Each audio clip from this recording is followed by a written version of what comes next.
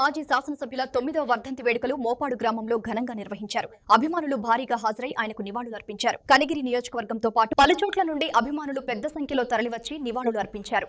మొదట బొట్లగూడూరు, మోపాడు ప్రాంతాల్లో ఏర్పాటు చేసిన ఆయన విగ్రహానికి తెలుగుదేశం పార్టీ రాష్ట్ర ప్రధాన కార్యదర్శి కోటపాటి జనార్దన్ రావు, కనిగిరి ఏఎంసీ చైర్మన్ యారవర్మ శ్రీనివాస్, మండల టీడీపీ అధ్యక్షుడు బొల్లా నరసింహారావు, పువ్వాడి నాగరాజు తదితరులు పూలమాలలు వేసి ఘన నివాళులు అర్పించారు. ఈ సందర్భంగా పలువురు అభిమానులు ఆయన సేవలను స్మరించుకుంటూ కొనియాడారు. 9 సంవత్సరాలు గడిచినా ప్రజల్లో ఆయనపై ఉన్న అభిమానంలో ఏమాత్రం తగ్గుదల లేదని నాయకులు పేర్కొన్నారు. కోటపాటి జనార్దన్ రావు మాట్లాడుతూ కుల మత వర్గ భేదాలు లేకుండా అందరినీ సమానంగా చూసుకున్న నాయకుడు తిరుపతి నాయుడు అని గుర్తు చేశారు. ఈ తరం నాయకులు కూడా ఆయన ఆదర్శంగా తీసుకుని ప్రజలకు సేవ చేయాలని ఆకాంక్షించారు.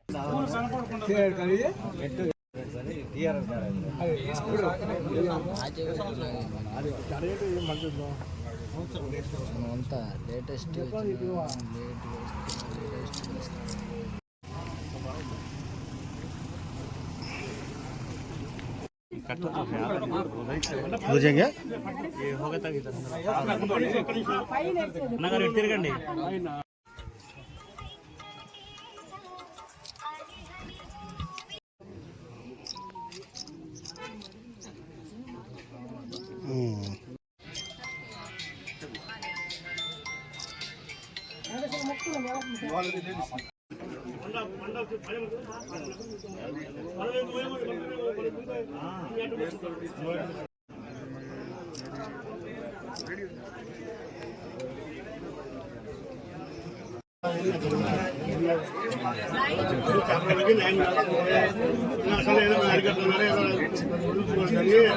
దయచేసి మీకు నేను దండం పెడుతున్నా, వెంకటయ్యకి మీరు సహకరించండి అని మనస్ఫూర్తిగా 20 సంవత్సరాలు నాకు అంత ఆదాయమానాలతో ఆయన నన్ను అభివర్షించాడు. ఆయన అభిమానాన్ని నా జీవితాంతం ఆయన మర్చిపోలేను.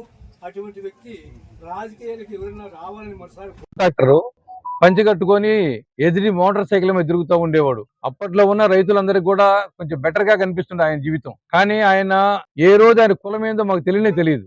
ఈయన తోటి ఉన్నప్పుడు ఆయన కూడా సేమ్ క్యాస్ట్ ఏమన్నట్టుగా ఉన్నాం, కానీ అసలు కులం ఏందని తెలుసుకోవాల్సిన ఆలోచన కానీ అలాంటివి లేదు. అలాగే నాకు తెలిసి జక్కు శ్రీనివాసులు కూడా మా తోటి కలిసి చదువుకున్నాడు. అతని కులం కూడా మాకు ఏ రోజు తెలియదు. అట్లే ప్రతి వాళ్ళు ఆయన తోటి ఉన్నోళ్ళు ఎవరైనా సరే కులం అనే భావన మాకెవరికి తెలియదు. ఆయన ఏ రోజు కులం గురించి ఏ రోజు మాట్లాడేవాడు కాదు, కుల ఆలోచనతో ఏ రోజు ఉండేవాడు కాదు. ఆయన ఎప్పుడు పేద బడుగు బలహీన వర్గాలతోటే ఉండేవాడు. అందరూ కూడా అదే విధంగా ప్రేమించేవాళ్ళు ఆయన. పర్టికులర్ గా ఆయన జీవితంలో అగ్రవర్ణాల కంటే కూడా బలహీన వర్గాలు, పేదలు, ఎస్సీ ఎస్టీ కమ్యూనిటీతో ఎక్కువ అటాచ్మెంట్ ఉండేవాడు. వాళ్ళే ఎక్కువగా ఆయన దగ్గరకు వస్తుండేవాళ్ళు. వాళ్ళ యొక్క కష్ట సుఖాలు విని వాళ్ళ సమస్యలు ఏమున్నా సరే తీరుస్తూ ఉండేవాడు. ఎన్నో చోట్ల ఆ రోజుల్లో కొంచెం పెత్తందారి వ్యవస్థ ఉన్న సందర్భంలో కూడా గ్రామాల్లో గొడవలు జరుగుతూ ఉండేది. జరుగుతున్నప్పుడు కూడా వాళ్ళకి అండగా నిలబడ్డాడు, కానీ ఏ రోజు అగ్రవర్ణాలకు ఎప్పుడు సపోర్ట్ చేయలేదు. అంటే ఆయన పేద ప్రజల మనిషి, బడుగు బలహీన వర్గాల మనిషి. ఆ క్రమంలోనే 3 సార్లు ఎమ్మెల్యే కాగలిగాడు. వాస్తవంగా చెప్పాలంటే రాజకీయాల్లో ఆయనకున్న ఆర్థిక స్థితి చూస్తే ఒక్కసారి కూడా ఎమ్మెల్యే కాలేదు. కానీ ఆయన 3 సార్లు ఎమ్మెల్యే కాగలిగాడంటే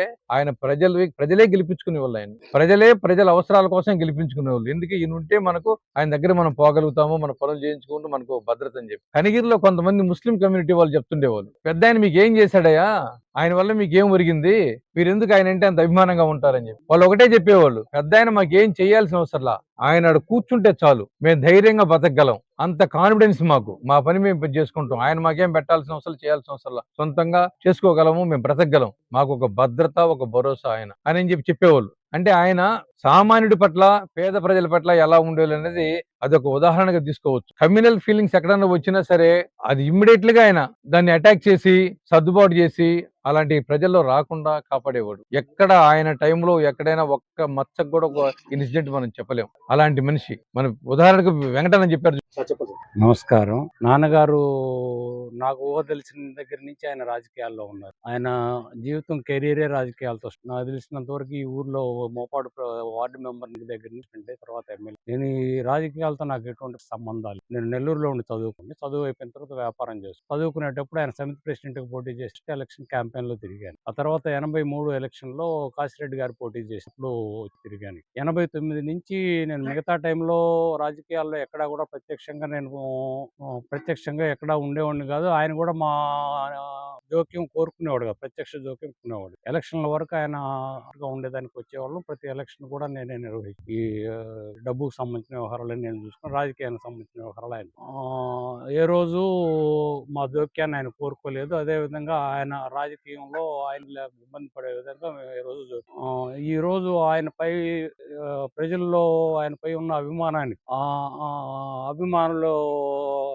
కోసం నేను ప్రతి సంవత్సరం ఆయన వర్ధంతి నిర్వహిస్తున్నాను. ప్రతి ఒక్కరి మన సీన్ గారు చెప్పినట్టు ఆయన అభిమానుల గుండెల్లో ఉడిగట్టుకొని ఉన్నారు.